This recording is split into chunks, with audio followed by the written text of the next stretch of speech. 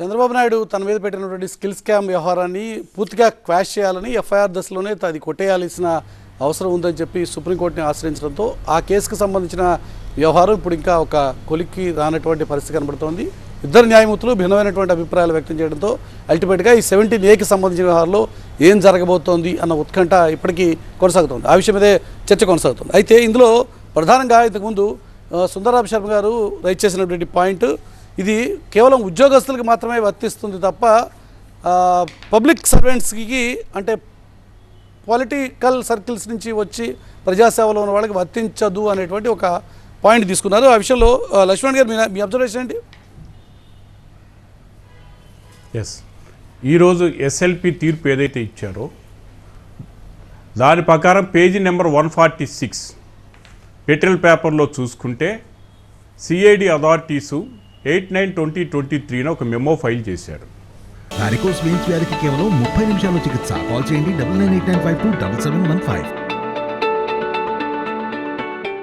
ఒక మెమో యొక్క సారాంశం ఏంటంటే, కేసు పెట్టిన 21 నెలల తర్వాత చంద్రబాబు నాయుడు గారిని ఒక ముద్దాయిగా చేస్తూ A37గా చూపిస్తూ కేసులో మెమో ఫైల్ చేయడం జరిగింది. దాంట్లో వాళ్ళు స్పష్టంగా చెప్పినటువంటి అంశం, as a public servant acting as a chief minister అని స్పష్టంగా వాళ్ళే చెప్పడం జరిగింది. అదేవిధంగా ఎక్కడైనా సరే హైకోర్టు తీర్పులో కానీ సుప్రీంకోర్టు తీర్పులో కానీ చంద్రబాబు నాయుడు గారు పబ్లిక్ సర్వెంట్ కింద రాడు అనే అంశం ఎక్కడైనా పొందుపరిచారా? ఎక్కడైనా తీర్పు ఇచ్చారా? ఎక్కడ ఇవ్వాల. ప్రాసిక్యూషనే ఒప్పుకుంది. అది మొట్టమొదటిసారి బ్రదర్ తీసుకొచ్చారు. అదైతే నాకు తెలిసి మెటీరియల్ పరంగానే నేను మాట్లాడుతున్నా, కోర్టు తీర్పుగానే మాట్లాడుతున్నా. రెండో అంశం దాని నుంచి చెప్తున్నారు, 409 సంబంధించి ఏదో పనిష్మెంట్ ఏదో సీరియస్గా ఉంటుందని చెప్తున్నారు. నేను ఒకటే చెప్తా, ఇప్పుడు ఏదైతే అనిరుద్దీన్ బోస్ గారు ఇచ్చిన తీర్పులో మేము రివ్యూ చేసే అవకాశం ఉంది. ఎందుకంటే ఒకసారి పీసీ యాక్ట్ కింద కేసు మేడౌట్ కానప్పుడు మిగతా ఐపీసీ రిమైండింగ్ అఫెన్సెస్ అంతా కూడా కన్సర్న్డ్ మేజిస్ట్రేట్ దగ్గరే ట్రయల్ జరపాల్సిందే, అక్కడే ఛార్జ్ షీట్ ఫైల్ చేయాల్సిందే.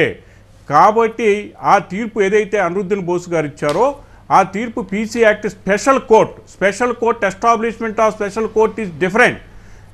సిఆర్పిసి కింద ఎస్టాబ్లిష్ అయినటువంటి కోర్ట్ ఈజ్ డిఫరెంట్.